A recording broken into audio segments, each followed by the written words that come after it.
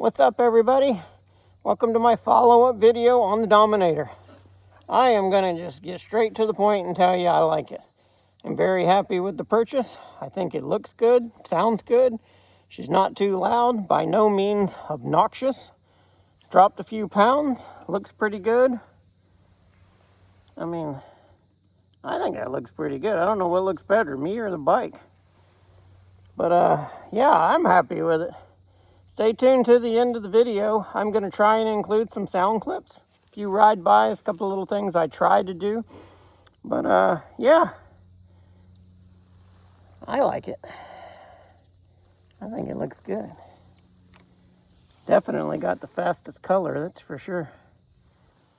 So yeah, that's it. I'm not going to bore you with a whole bunch of statistics and specs. That's my opinion on the Dominator. I'm happy. Y'all stay tuned. And don't forget to subscribe.